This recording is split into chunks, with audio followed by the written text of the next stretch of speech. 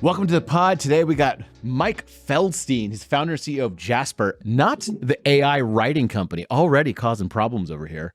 CEO of Jasper that makes these cool looking giant air purifiers. It looks like a giant Alexa to me.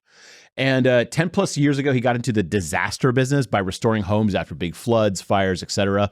Then started a generator business to combat ice storms. Then started restoring homes after wildfires. Then quickly saw that air quality sucked inside during a wildfire. So he made these giant industrial level air purifiers that actually look cool. And then COVID hit, and all of a sudden it was mandated in Canada that doctors' offices had to put some sort of industrial air purification inside their offices. And that's when Jasper became a huge hit. Does that sound about right? Was that the whole biography? Yeah, it does a trick. Yeah. So let me ask you about this. When COVID hit, you were making air purifiers. What happened all of a sudden to that business? Did it go up, down? No, so we hadn't launched yet. We were getting ready to launch, and we were going to launch that. Because I created it originally for wildfire smoke, and the intention was to launch in 2019, and then I missed fire season. I'm like, okay, we have to be ready for 2020 fire season. And then May 23rd, 2020, is when they mandated air purifiers for dentists in Ontario because of COVID. And we launched that day. A friend of mine who owned 30 ortho clinics messaged me. He's like, dude, you have to launch today. You can't wait for summer. You have to launch right now. He's like, every dentist in Canada is about to buy air purifiers for every room. So today's the day you have to launch. So we had sold none to that point. And then we sold out in 10 minutes and we're in pre-order mode. We just threw up one page. JasperMedical.com was our original domain. We had no reviews. So to combat no reviews, we put medical in the domain and a really high price. And that was kind of instead of fake reviews, the high price and putting the word medical in your domain is kind of like putting a lab coat on your brand. Yeah. So we ended up kind of stumbling into medical, but it was not the intention. But then, so how did people find you? Were you just doing paid ads, all that kind of stuff? Oh, yeah. Literally, I just did paid ads for the word HEPA air purifier, and I pay-per-clicked our top competitor's name. That's where 99% of the business came from. Really? There was one incumbent in the dental air purifier space in Canada, so just pay-per-click their name. Our landing page just had an literally Jasper versus Surgically Clean Air. That's their name, and basically just their brand share is everything we needed. And now, did their air purifier look like yours, or was yours totally different? It looked pretty similar. It's pretty similar? Pretty similar. Same kind of thing, but theirs was, and originally I thought we were going to be a $7.99, $8.99 consumer price point. They were $2,000. And we actually had tested with pricing early on at that $1,000 price point. We couldn't sell anything. And at $2,000, we couldn't keep them in stock. And it just was such a... Wait, so at $1,000, you couldn't sell them. And then at $2,000, you sold way more. We couldn't hold them in stock because when the dentist saw $1,000 and the competitor was $2,200, certainly we are an inferior product. So as soon as we raised the price to $1,975, now all of a sudden, we were viewed on an equal playing field. And then now we were able to compare. But to say you're better than someone that they've never heard of you before and you're half the price, that's a way harder argument than we're the best and the similar price. So that's kind of how it started with dental. That is such a strange thing when you raise the price, but you did raise the price. We did raise it didn't work. So what made you think I'm going to raise it even more? Because that's a little bit of a weird thing to say. You're going to raise the price. We sold zero, so now I'm going to do it even more. So to back up, we started at $1,975. I had the intention of being consumer, $7.99, $8.99. Because of COVID, our shipping prices for air freight were $500 a unit. Whoa. So that already brought costs over $1,000. And even still, I'm whatever, we'll lose a little bit and then we'll make the money on the filters on the back end. But then when we launched, I just saw that the closest competitor was $2,150. So we went with $1,975, sold out. A couple months later, we tried to bring the price down and it was a huge flop. So we brought it back up. What a weird thing. That doesn't make sense. Pricing is very difficult because you have to play games with your entire audience live. You can't do it behind closed doors. It's a little bit difficult. Was there a way that you tested the price? I'm just personally interested in this subject quite a bit.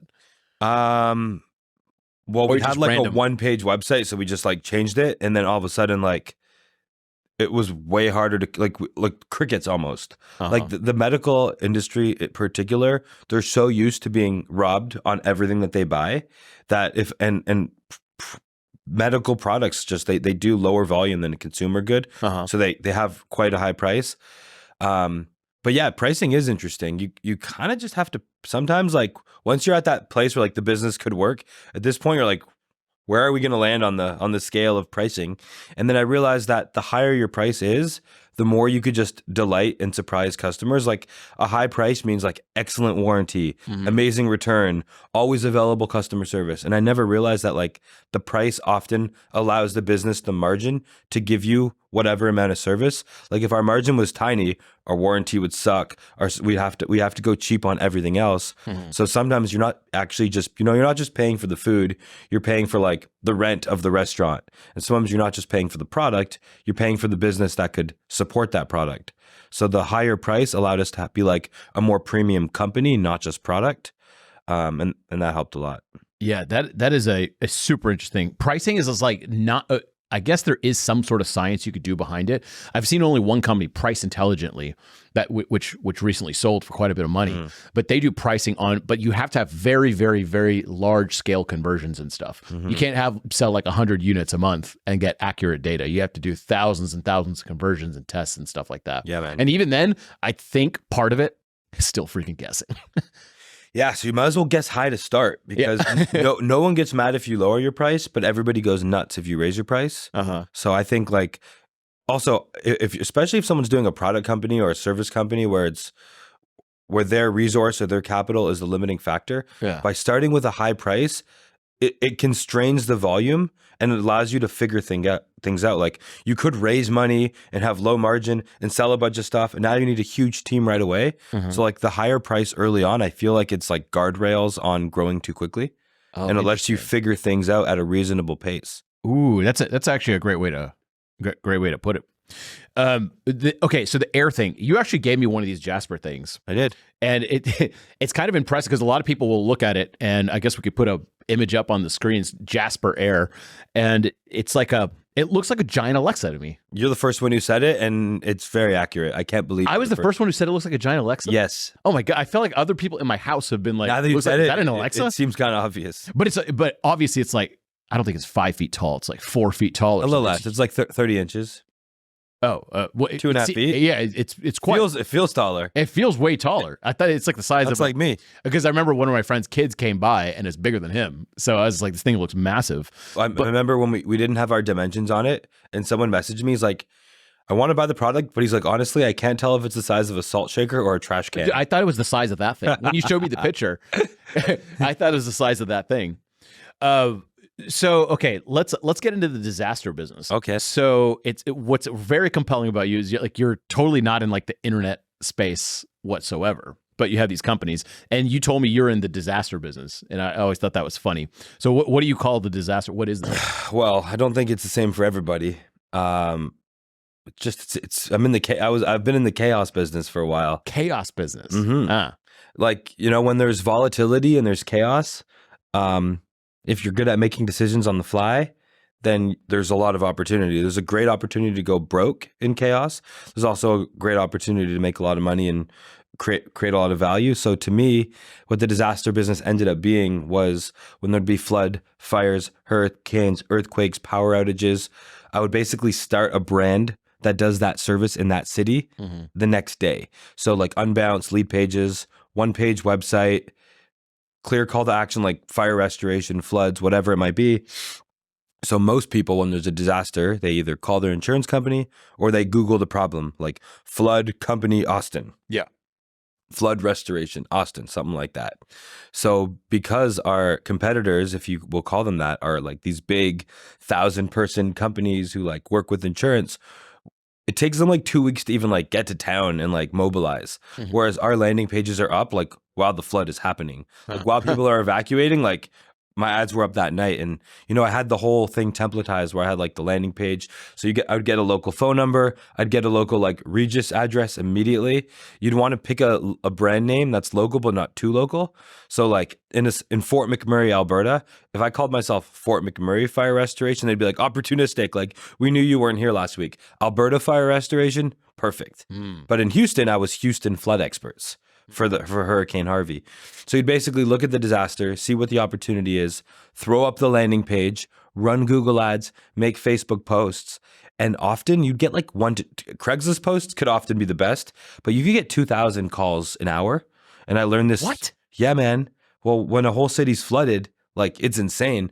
I remember one time I hired a virtual reception company called Ruby Reception, and I spent 10 grand in like 40 minutes because all like 600 calls were being answered.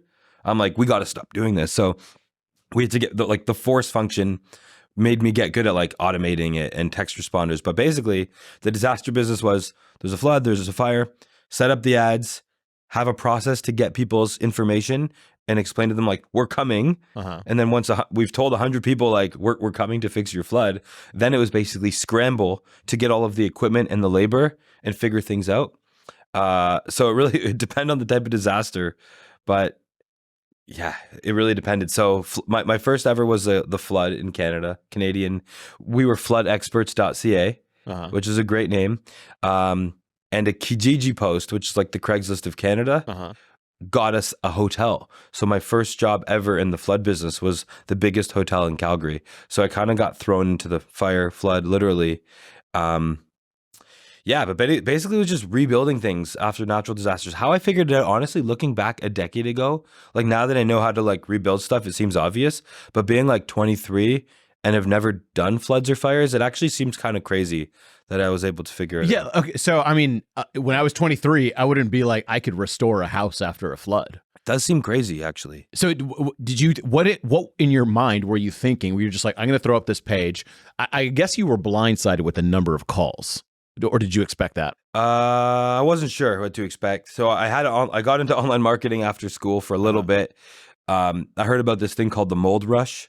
So mold removal is like drywall removal, but 10, 20 times the price because mold is scary.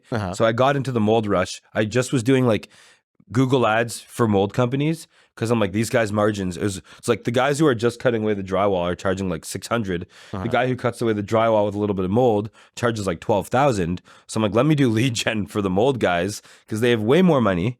And then it got into like, wait a second, that job looks really. I had friends who worked for mold companies, found out this is really easy business. It's all kind of Hollywood.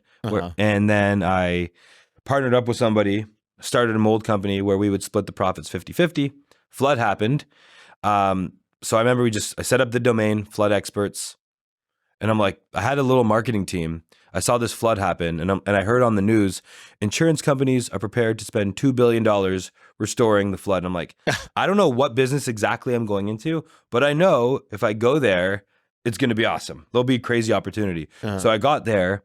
Military had like the city blocked off because like this flood in Calgary, think about like a downtown core. The water was up to the 3rd and 4th floor of buildings. Holy crap. So like the city was like a lake.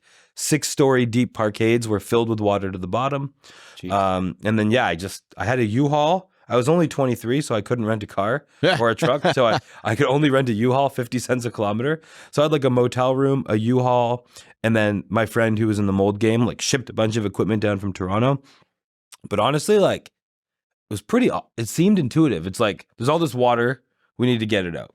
And then I had friends in the business, so I was like calling them being like, what do I do? And honestly, like I was watching YouTube videos, but yeah, it does seem like a crazy thing. Let me ask you this. Insurance companies are just like, okay, here's this fly-by-night company, which you were, right? You literally like started last night and they're like, we're just going to give them a bunch of money to do this work. So the best thing ever was CTV News, which is like the biggest it's like the like CNN or Fox, but in Canada. So I threw up my landing page and my Google ad, and like 10 minutes later, I got a call from the news being like, and this is when I was back in Ontario. I hadn't even flown out. Like I put up the site, I was getting ready to fly out the next day, and I got a call being like, are you in Calgary right now? I'm like, yes. They're like, are you available in 30 minutes to do a live interview on the radio? I'm like, yes. So I like quickly was like checking out what was going on. I remember turning on YouTube, opening windows to make like my background sound like I was on the streets of Calgary. I did like they're like, I'm like, it's mayhem, it's chaos, there's trucks upside down. Like I sounded like a war reporter, like reporting from the ground. So I get on a plane. This is actually cool. On day 4, nobody was really running ads in 2013, the next day after a flood. So it'd get a lot of media. Mm-hmm. So CBC News asked me if I could fly back to Toronto and do a flood special. So I fly back. I did a 7-minute flood special. I'm 23 years old. And my main talk was how to watch out for the fly-by-night contractor who just got into the flood business, and I had been in business for 4 days. So that just taught me a lot about like the news and like what expert is actually on the news telling me stuff. Cause like here I am, I hadn't ever done a flood job yet. And I was on the news talking about watching out for fly-by-night contractors. So the homeowner has the right to choose their own company. Mm-hmm. Insurance company can't veto that. Oh. They cannot. As long as you like kind of do the work reasonably and you're not billing way more than fair market rate. Mm-hmm. The tough part is actually, so in my terms, I said, we don't get paid. We don't get paid if you don't get paid. I'm like, that was my bold claim. Thank God margins in flood business were really good because that could have got ugly. Insurance companies, typically though, you have to fight with them to get paid. Mm-hmm. But Canada's way less litigious than the US. So in the States, like this business is cutthroat. Everybody sues everybody. In Canada, you like just like slightly threaten to sue someone and like they panic and pay you. Same with insurance companies. So they don't really have a choice. It's my whole ad was you have the right to choose your own company. Like, are you going to trust the insurance company's guy that has a bias or the guy who the more work he does, like our interests are aligned. So I kind of like branded myself as the people's choice. Well, and then what does the team look like when you get down there? There's a flood, something happens, and you get 100 people that you promise that like, yeah, we're going to get this water out of your house. And like, are you hiring random contractors off the street? Also, there's a flood going on. So like, I don't know if like the workforce is as normal. Like, what do you do? So I had to hire 55 guys in about a week, and I had never hired anybody before. So it taught me an amazing lesson about like how capable people can do like capable things. So for example, like if there's a company who can do pressure, they pressure wash homes, for example. Yeah. They pressure wash, they clean eaves troughs, they wash windows. Those guys could also cut grass. So like they don't realize it, but if you call the pressure washing company, it's like, look, what's your daily rate? I want to book your crew for the next month. But instead of pressure washing homes, we're cleaning homes now. I'll pay you 50% more than your average rate. You guys do this now. So like here was a guy who already had organized labor. So what I did in Calgary was I actually hired landscapers. I'm like, you guys do landscaping. You like dig holes, you move stuff. Certainly like cleaning up after a flood, landscaping, not that different. Mm-hmm. So I would hire small service companies who already had like 13 guys and could organize them and get them to the job site on time. So I'd basically just like find any service company. And then also you get people from like 3 hours out of town. So most people aren't thinking about driving 3 hours or like, what do we do? So if I could figure out accommodation like Airbnbs or cheap hotels and then call a company from like 4 hours out and negotiate a daily rate, it's like, I'll guarantee your crew, because like as soon as they get to town, there's unlimited work. So I need to get them on like the 30-day, 60-day agreement of here's what I'm paying you every day. Like you guys don't have to think about work for the next 2 months. And usually the out of state or out of province, out of city labor, as long as you could figure out their lodging and give them a guarantee, I would just get people from adjacent industries to like do that thing. That was kind of the trick. And then I could get those guys to do like net 60 because I had no money. So I had literally no money.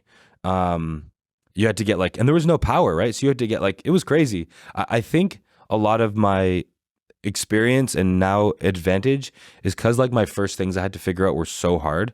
Like in Calgary, there was no power or water or bathrooms. So on every job site, you had to like rent generators, get porta potties, get water, like all these things that don't it was like literally like wartime. And I think the like logistics being thrown into the fire there has made it really like this internet business stuff now honestly feels really easy in comparison to that kind of stuff.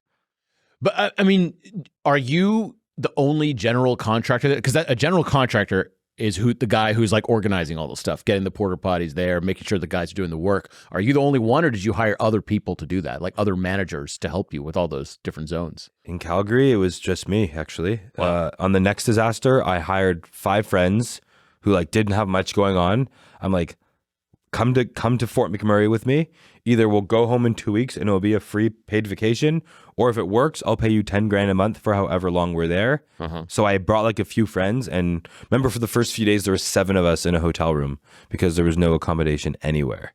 But yeah, I would just get friends, and then like I would do more of them. Like first there's that flood phase where you're like ripping out the basement, and then you have to rebuild everything, and that's when I would fully hire contractors. Because insurance, it's kind of like one of those industries where the incentives are all messed up, where it's cost plus. So however much you spend, you get like 30% more than that. So you have a massive invested, you have an interest to get the job price as big as you can. So you'd want to hire the like fanciest contractor you could. So yeah. I mean, that sounds extremely stressful and a very interesting way to make a living. Now, could you make like an ass ton of money? Like at one time? Is that what happens? Yeah, you could make like $1 million a month profit is... $1 million a month? Yeah. Whoa. But it's only for a month or 2 or 3. So you need to know like how to get in, how to hit it and quit it, and like not stay too long. Like some companies go out of business because they just like manage their money poorly and their risk. But like it's all about like there was a guy in Fort McMurray that made about 70 million in about 4 months.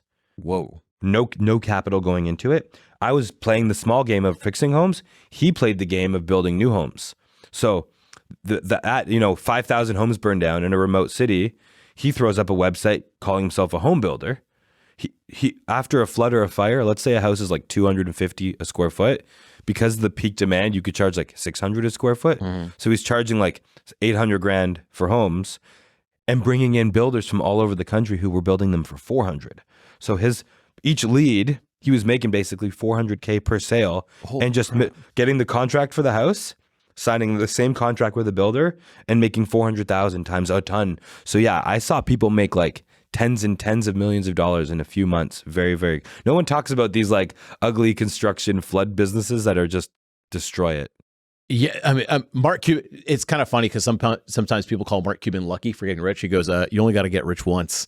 It's just like you have one really good year, you make $70 million. You can kind of exit at that point if you wanted to. That's insane. Yeah.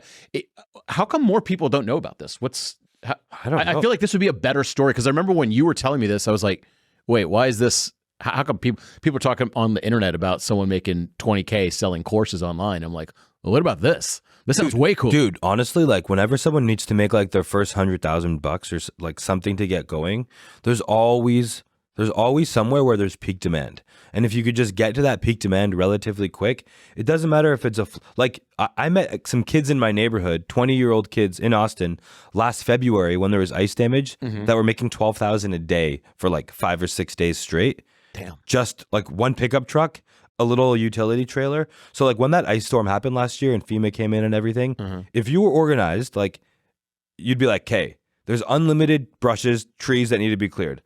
$1,000 was the going rate to like clear your front yard from tree debris. Your cost to do it is like $60. You know, it's a couple guys, a tarp, you go and drop off the sticks somewhere. So there's like this period of time where there's all these downed trees where if you can have trailer, $15 an hour labor, each guy is going to make you 15, 20 grand a day. So like if you can organize 10 trucks, 10 trailers, 20 guys and do that for 6 days, you make $1 million.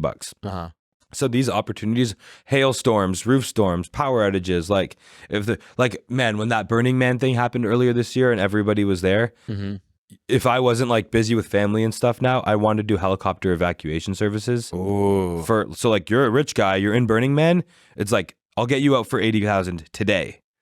And we would just get a contract helicopter service and get guys that charge 80, pay 6, be like, I'm booking 10 helicopters solid. There's unlimited demand. And I would just like arbitrage helicopter evacs. So like my brain's always just kind of wired to like, there's this big problem. Like, let's go. I really like what you said. I didn't actually think about this. I was like, where do you get all the guys during this thing? You're just like, there's a bunch of landscaping companies, companies that already have organized labor and trailers, insurance, and tarps. Yeah. Just pay them triple what they're going to do. And then there you go. Like with roofs are amazing too. So whenever there's like a hailstorm or a windstorm and 100,000 roofs are damaged. So like the small money, difficult move would be go and try to repair all the roofs. The best is I would just hire guys to tarp the whole roof. So I'd be like, I'll pay you for like the damaged area. I'm like, I'll pay you $500 before, like using Venmo or whatever. My policy was I'll pay you before you get off the roof. So I'm like, send me a picture when you get there. Send me a picture of the damaged roof. Send me a picture of the tarped roof, and I'll Venmo you $500 before you even get down. Wow. I don't care how big the job is. So what that does is now you've secured the job. You're the guy now. You need to take off the tarp and assess the damage, but you have a right as a homeowner to mitigate secondary damages. So it's like if you leave that hole there and it rains in 3 days and now your whole house is gone, insurance is like, why didn't you at least tarp it? So we basically we would tarp it.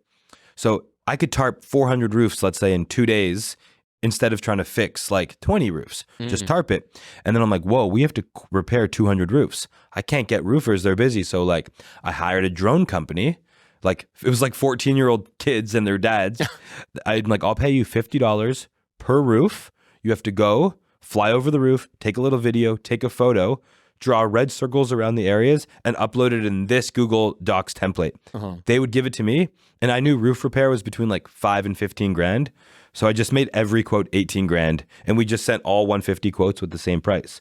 So insurance is either like accepted because they're slammed and they're so busy, or they would like be like, make it 17.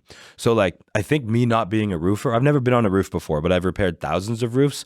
I think the secret sauce was actually like not being a roofer. It's like, shoot, we need to take a photo of 200 roofs this week. Drones. Like I'm certainly not going on roofs. So I think kind of sometimes the ignorance of not knowing, like the roofer was just limited by like his roofers, and I would go and call roofers from like 6 hours away that are already roofers. So yeah, I don't know. Dude, this is funny. Gary Halbert, the famous copywriter, he always had this thing. He's like, if I wanted to start a business, the place I would go is the place with the hungriest customers. Yeah. I don't care what the business is. If I'm going to sell hot dogs, I want to go where people are really hungry. Yes. And so it sounds like, there's no one hungrier than someone who has a big ass hole in their roof. Or 10 feet of water in your basement. Yeah. So steam cleaners, the same equipment that you use to clean a carpet is the same tool that you need to pump water out of the basement. Yeah. So every carpet cleaner in the world, when there's a flood, is in the flood business because it's like 10 times the price for that week. So there's interesting. There's a lot of these like industries. I saw a dry cleaner make millions of dollars because they did environmental smoke detox cleaning services of your clothes. So it's like 10x for the environmental clean. Like you just put the word environmental in front of whatever you're doing and add a zero to the end of your price, and you're good for a bit. So we're like pest control guys killing it during COVID, spraying bleach instead of like pet stuff like that. Oh, I never thought. I started a COVID cleaning company called EnviroCleanse during COVID. Oh, yeah, interesting. In Toronto. There's all these weird times where a specific business can make like considerably larger amounts, orders of magnitudes larger during certain events. And there's certain businesses who are like, fuck inflation, I'll never raise my price. Love those guys. Those guys are my favorite guys in the whole world. So I started a company called EnviroCleanse, like right when COVID was happening. So basically, I knew about mold and asbestos and all these environmental cleanups things. Like the protocol for cleaning a COVID is no different than like a crime scene. In fact, it's actually easier. So mold guys also do crime scenes. People don't know about that. It's like, it's the same thing. There's like a toxic thing that we need to get out. So a lot of companies that do mold, flood, fire also do like infection control and trauma. And you probably get paid way more for that. Similar. Mold better actually. Interesting. Yeah. So what's it called? Moldy. Mold is gold. Mold is gold. Oh, that's the a good mold one. rush. Yeah. Mold is scary. So I can see why people would pay a lot for it. But in reality, like I'm a homeowner, so I know a little bit about like little projects and stuff like that. I used to think that drywall and walls were like these permanent things. This is just a freaking sheet that costs $5, and there's a couple of these wood beams put on the inside. That's all it is. That's it. And then a crappy coat of paint on the outside. That's the whole thing. And you can knock down this wall, cut a hole in it pretty easy. One kick. Yeah, really easy. Yeah. Especially if you use like a little tool like a Sawzall, and like usually it's like 2 square feet of mold. Like, yeah, so and then you stick another piece of drywall that you cut to roughly the same size.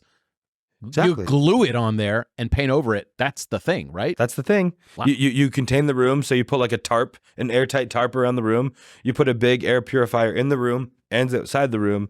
You cut away the dirty drywall. You put it in a double bag. You wipe everything with a cleaning product, and off you go.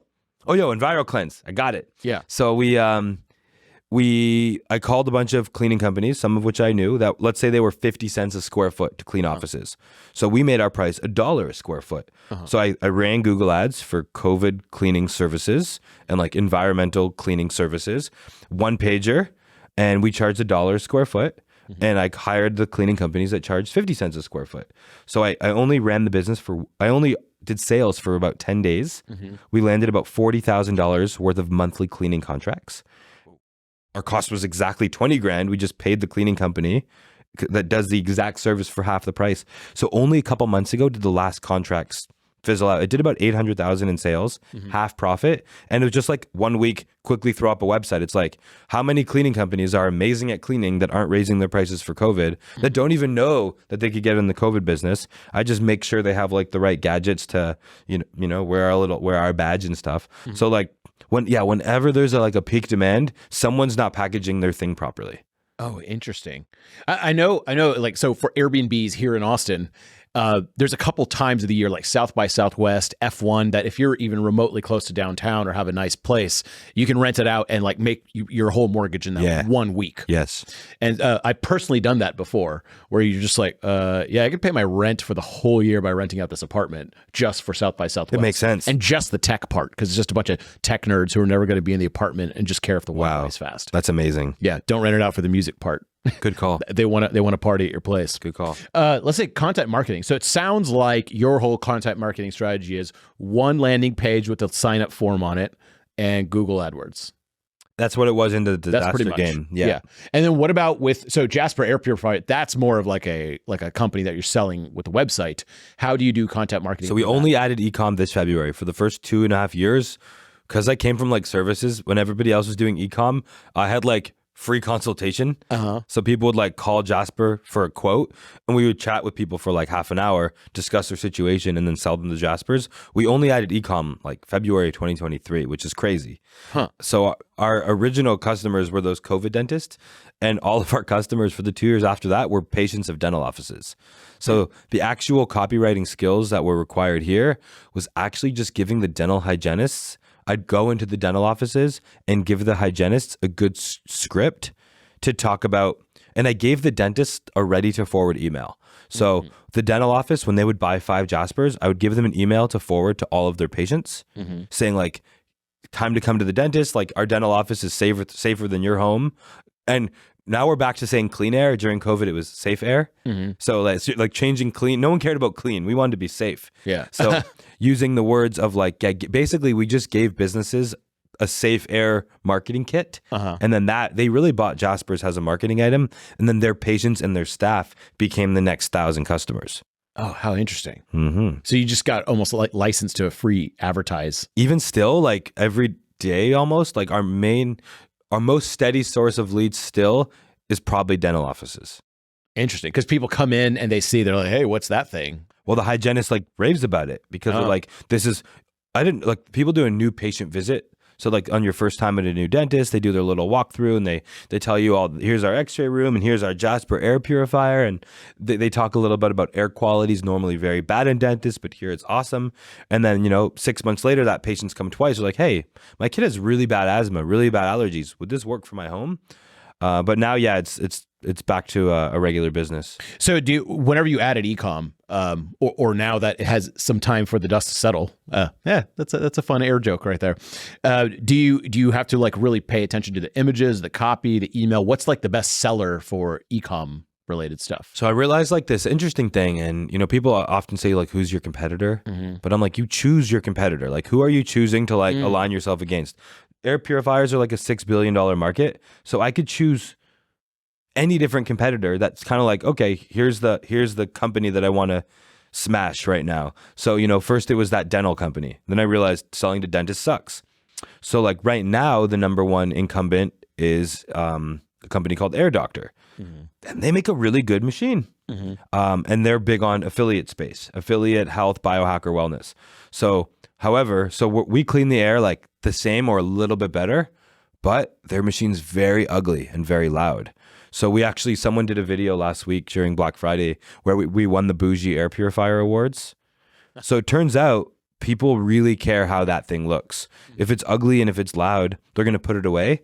So we've kind of just realized that being effective and beautiful it's like there was like golf carts and there was like ugly big trucks, and the market needed like an Escalade or a Yukon, like a luxury SUV that can take the kids, take the stuff, look good while doing it. So now it's kind of just like effective, but also looks good.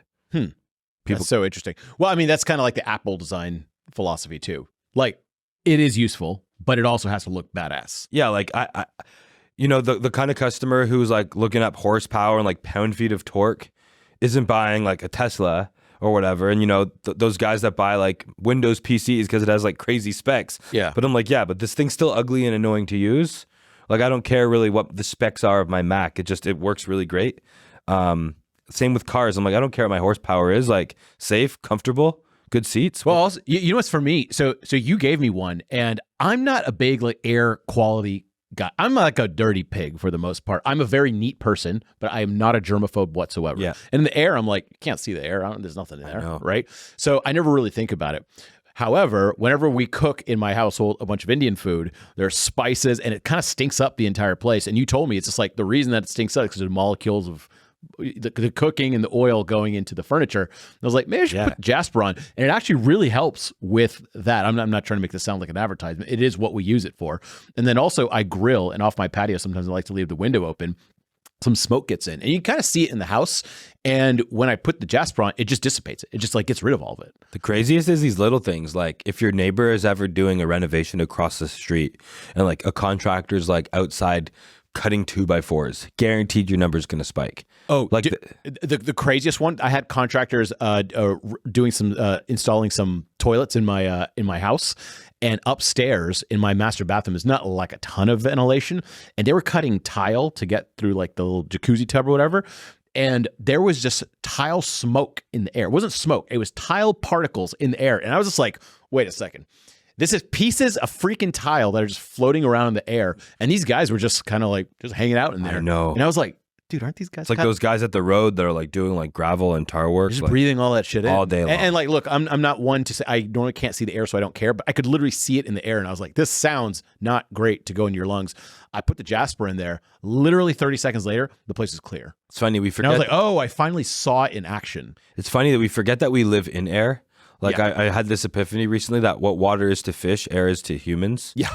Like the fish could be in like this heavily contaminated water. They don't like swim away to the clean part of the ocean because like they don't know they're in the water. Yeah. Just like we're so immersed in air, and like air only exists between the sea and the sky. It's like this very thin, tiny layer where us humans can survive. And I think we take it for granted and we're not aware of it because we live in it. Well, I know when I go to India, on the ground, the pollution is so bad, like my boogers are black, right? And you feel it in your eyes and your face. And coming from here, where, I mean, it's generally clean air, even if you're on a road or something like that. Yeah, you go there and you're like, oh yeah, it's the freaking air. There's junk in this air. And that's what I'm dealing with. Let me ask you about a physical product. Okay. It's always fascinating. How did you make this physical product? Do you have like a design background or anything like that? People ask me if I'm an engineer. I like the term street engineer. Like yeah, because you sound like an engineer when I talk to you. Cool, I like that. Yeah. No, I'm not. I mean, I've designed like, a web designer, like a really good graphic designer and interior designer don't realize how similar they are. Is something that I've realized, and this applies to like everything. Sometimes people don't realize how transferable skills are. It's like, these interior designers always have the best websites. I'm like, who did it? You're like, I did it myself. I'm like, oh, you just have an eye for this kind of stuff that works differently. And you could do all these, like, did you know that there's actually a thing that pays 10 times more that you may not be aware of? So, early it was like designing websites. And then I'm like, oh, I remember 5 years ago, like being like, oh shoot, I could buy a house now. Like a friend of mine bought a house. I'm like, I didn't even think that hadn't entered my mind yet. I'm like, oh wow, I could buy a house. So we got a house, and then like immediately like, oh, like let's do renovation stuff. So honestly, renovating homes and designing home stuff is the thing that like gets my product brain going most. So it's not like a distraction at all. Like getting it going and like making things physically better and more beautiful, more efficient, more effective. That same part of like a good bathroom design or a good layout or a landscape is very similar to creating like a good water bottle or a cold plunge or a lamp or a Jasper. It's the same kind of fundamentals. So because of the wildfire industry, I knew that my analogy for most air purifiers that you see at Best Buy, it's like trying to heat a bathtub with a kettle. Like kettle heats water, awesome for tea, not for a bath. So I'm like, whoa, there's a bunch of teapots here and people are trying to heat their bathtubs with them. So I knew specs wise, because the stuff we would use for like floods, fire, mold was like photocopier, printer. They were big and ugly. So I knew what we needed to do to make it. Like my brain was more like, let's make this big, ugly thing beautiful. So I knew what we needed to do. So I just found 25 factories from around the world, bought their best model, tested those out, found the one that was closest to what I wanted, and then I worked with them to make it pretty and smart and like innovated off that. Get rid of all the buttons and all that kind of stuff. All that kind of stuff. Yeah. So like, yeah, just I think after doing like floods, fires, and mold and all this random stuff, like it didn't seem daunting. And I had no pressure of growing a big company. I was actually at one point like, I didn't think I even wanted to do business again for a while. I was just traveling. And then I'm like, you know what? Like I really could use this air purifier for myself, for my family. So I'm like, let me just see this through. It'd be kind of funny if I like invented an air purifier, just had 200 of them around and like I could gift them to friends and give them to family. That was kind of the goal. And then, you know, COVID and now it's a thing. But like not having the pressure, I did no market research. I just created the product that I really wanted for myself. How's like a mold man? Yeah. But how do you get good at that skill of getting good at design? Is that just something you think you're kind of like, you just got, or? I think it's kind of just like being a like critic, you know, like a lot of entrepreneurs, you know, you go to a restaurant or whatever, a business, and you see if like there's like 4 lines and how come everyone's in that line? You're like, maybe just the guy that's like those other 3 lines there would help this whole thing. So it's kind of just, I've always operated Jasper. I don't feel like I own this company. Honestly, I feel like I'm just a customer of it who when I give feedback, they listen every time. Like I actually feel kind of removed from the ownership side of it. I just feel like a critical customer. I don't know. As soon as we start trying to evaluate ourselves, our perspective gets terrible. So I'm trying to stay on the customer side of the product at all times. And that makes it much like everybody has good feedback for everything until it's their own. So I'm just trying my best to not get too attached to this business. Oh, very interesting. I mean, that's kind of like the Elon Musk, Steve Jobs method of just like, if you make a really damn good product, it just kind of sells itself a little bit because people talk about it. Sounds like that's kind of what you're doing. Yeah. I mean, I feel like also a lot of the best products I never got discovered a little bit. Like I think you really need that first few hundred. And you also, honestly, if it wasn't for COVID, there would be no Jasper, because that subscription revenue from the early customers, subscription revenue is one way to look at it. The other way to look at it is like, I have responsibility to these people who bought this thing to keep shipping them filters every 6 months. Yeah. So I kind of, I didn't want to let them down. And now that that's just there, it kind of like made it harder to quit. Sweet. Well, that is fascinating, by the way. This is giving me a lot to think about. So hope someone else out there got some ideas from this. Let's try a couple of bits, like a little short clips over here. So let's say, what is the most popular trend you are seeing right now? Damn, I don't really get to see very many trends, man. The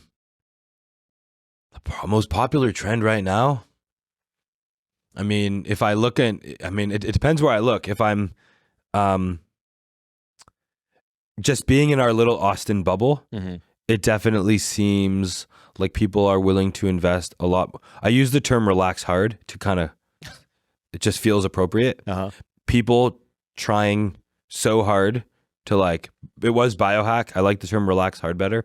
Whether it's saunas, cold plunge, putting coffee up their butt or sunlight up their butt, like this insatiable desire for people to do every single health trend that there is. So that's what I'm seeing right now, boots on the ground. Like they say the most likely person to buy a $2,000 vacuum is the person who already owns a $2,000 vacuum. And I'm seeing a lot of people just basically like saying yes to every single new health thing possible. Oh my God. I go to a gym and they have like all these different, like it shocks you. Like, what's next? Yeah, I know. And I try a couple of them and I'm like, I'm sure there's some benefit to it, but it sounds a little hokey to me. In terms of the bit thing, man, like think about this. Like Like, what's I feel like exercise was the original, this sucks and I feel better afterward. And then sauna is like this sucks and I feel better afterward. So it's like workouts were like an hour. Saunas were like 15 to 18 minutes. Now here's the cold plunge. It's 3 minutes of suffer and I feel better afterward. Correction. Sauna always feels awesome. Cold plunge sucks when you get in. Totally agreed. But like, what's the next suffer? Like, this sucks and then I feel really good after. I feel like that's a place to be looking at where the puck might go next. Yeah, interesting. Oh, that's interesting. All right, So, throw that question back at me. Yeah. Yo, what is the most popular trend you're seeing right now?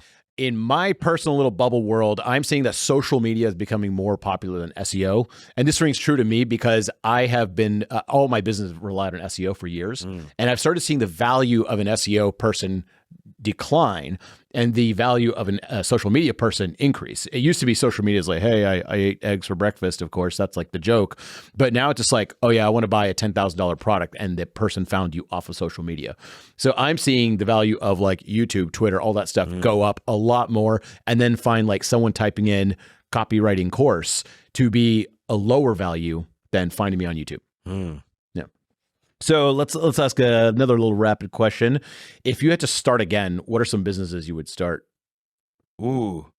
Well, if I had to start again from zero, so I guess that's kind of how you start. Yeah. I would definitely do the disaster thing again. No doubt about it. I would definitely do the disaster thing again. Whether it would be, I would probably do, actually, I'll tell you exactly what I would do. If I was starting right now from zero, I would start a tree beautification business here in Austin. So there's all these big, beautiful oak trees and there's multi-million-dollar properties. And it's amazing. I've seen homes that sell for like 5 million and then the neighbors like can't sell for 3. I'm like, it's the same everything, but one guy cleaned up the trees and one didn't. It changes the entire thing. It's like looking like a mess and then getting a haircut and a makeover. Yeah. So there's companies who will light up your oak tree, and there are other companies who will trim your oak tree. I want to start an all-in-one tree beautification service. So it'll be like $2,500. We'll come, we'll clean up your oak tree, we'll do the lights, like nice patio restaurant vibe, and I would use like AI to show people a picture of what their property would look like with all their trees like beautified and lit up. So my cost to start the business would literally be a roll of lights off of Alibaba, a used ladder off Facebook Marketplace, and some cheap local labor. And I would do door-to-door in Westlake and Rollingwood, and I would be in the tree beautification game. Interesting. All right, throw that back at me. If you had to start again, what are some businesses you would start? Well, one of the first things I actually did, like in high school, we did power wash homes for money, and we made a lot of money. And I remember thinking, I was just like, you could just do this full time. And I like the thing you said about making a tree beautification service. You go around a neighborhood, be like, they have a sucky tree and a $3 million house. Let me make their tree better. I actually think that's a really smart thing. The other thing I would do, because I like techie stuff, I would take a business and insert AI. So I remember when I was growing up, this is the way I started all my business. I took a business and inserted the web, because that was like the hot new thing at the time. Right now, no one knows how to use AI properly, especially like some of these local businesses. I would take those, insert AI, make it more efficient, get a lot more clients, be able to handle a lot more sales calls volume, way cheaper. You got an example of one?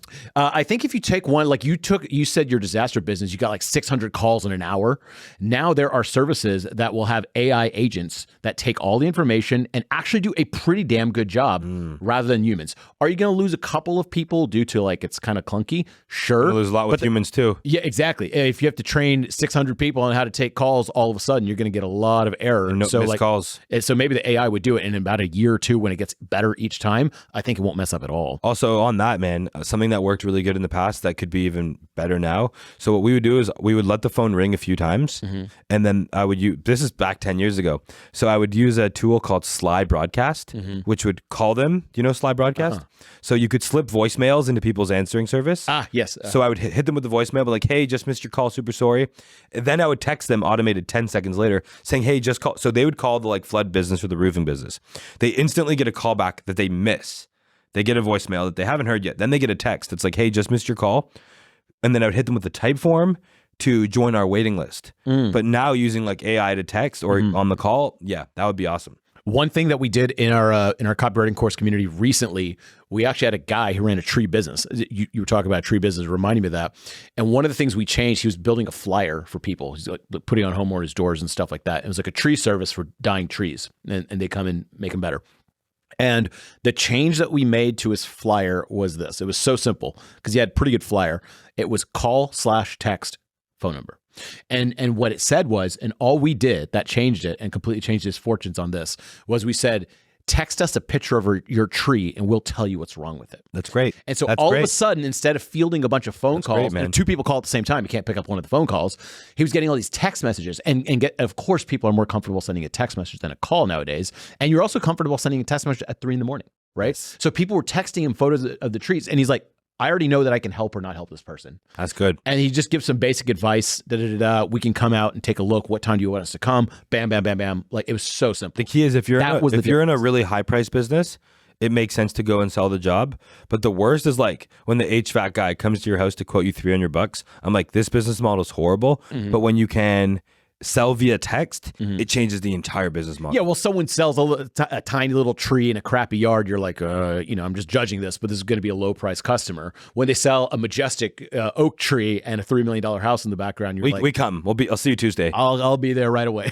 Yeah, that's good. How about this? What productivity advice has changed your life?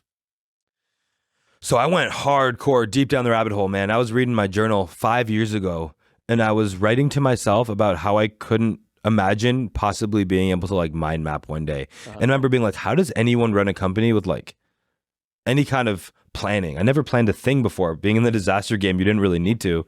I was just planning like a day or a week at a time.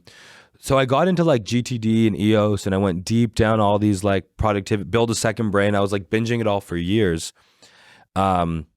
I think GTD, even though I don't use any of it now, it like deeply encoded a way of being in terms What's of GTT? Getting Things Done by David Allen. Mm-hmm. Just like having an inbox. Mm-hmm. Like literally my wife, Rachel, now, she has these like lazy bins around the house. Mm-hmm. She knows I'll like leave everything everywhere. So there's like 3 lazy bins all around the home. So like if you're going to drop your clothes in the middle of somewhere or put something down, like she's like, just please chuck it in the lazy bin and then like I'll deal with it weekly. Mm-hmm. And I'm like, yo, that's awesome. I would say for productivity, Getting Things Done by David Allen. Interesting. What productivity advice changed your life? Write things down the day before. Your whole to-do list is made the day before, the night before. Mm-hmm. Every time you get something done, scratch it off. I like doing it with the pen and paper. You can do it whichever way you want. And here's the trick. Never add things to your to-do list on the same day. That's good. So if you say, hey, Neville, I want you to complete this. Can you send this form to me? I say, I will send it to you tomorrow by 3 p.m. I never promise it the same day. Yeah. I always say I'll do it tomorrow. And that way people know that like, okay, I'm going to do it. I give them a time frame. I'm going to do it. So they know that like, okay, he's serious about it. And then I put it on tomorrow's to-do list. I never put stuff on the to-do list today. And once I'm done with the to-do list, I'm forced to stop work. And my productivity system now is actually sticky notes. So I think you know this, but I had no cell phone for 3 years. I got it back and I had to get very like low tech. So now that I kind of thought through all these things, now my system is each big project, I have a giant sticky note and then smaller sticky notes below it. But my entire system is sticky notes. I have no like Notions, Evernotes, Asanas, ClickUps, like nothing. And I have 2 empty Jasper boxes. So if I get the task done, I like crinkle it into a ball and I throw it in like a basketball. And like eventually I'll fill up the entire box with sticky notes. And that like visual, like the checking things off was good, but like the little form factor of the sticky note, like piling up in the bin is very satisfying. That's so interesting how different, like I wouldn't personally care about that, but for someone else that works. So for someone else, pen and paper might be dumb and they want to use their phone. So what do you use? I'm going to ask that again. Do you use AI for anything in your marketing? Yes, a lot. I love AI. It's so awesome, man. I use it a ton. So I've been playing with those My GPTs lately as well. So for customer service, I use it a lot. And I never use the computer one. Seldom. The phone one's so much better because I use voice to AI a lot. Like I'll send AI like 6-7 minute voice notes and then be like, summarize this. I was at an event last week in Missouri. and there was 45-minute talks, but I wasn't paying much attention. I put my phone in my cup holder with GPT recording, and then it was done. I'm like, summarize this talk in bullet points, and like, ooh, that's good. it did the whole talk perfectly. So I use it a lot now for customer service. So it's all about naming conventions. So I'll have like Jasper / customer service, Jasper / email copywriting. So then the thread, eventually I'm sure the intelligence will like all merge, but right now each thread, like it only, is intelligent within the thread. So for customer service now, it knows enough that I can just copy any question from a customer, paste it in, and it gives it perfect answers. So you put all the specs and all that stuff in, and then if someone says like, how tall is it? It knows. Yeah, or like, does it emit ozone? Or how does it compare to the Air Doctor? So I have another one that's just Jasper comparisons, where I give it like a 7-minute rant on Jasper versus all the incumbents. And then I'll be like, yeah, just copy and paste in customer service requests, fire them out. That's so cool. It's great for that. Really good. And like the gap from that to AI just doing my customer service is like a very small margin. How do you use AI in your business? Number one, I use it for brainstorming. Number two, I use it for supporting content. So this means if I upload this video to YouTube, I don't want to write the description and the tags and blah, blah, blah, all that stuff. And AI just does all that for me. Oh, and the worst is chapters. You got to say at 13 minutes, we talked about air purifiers. It just does all that right away. It does it 85% good and still getting better.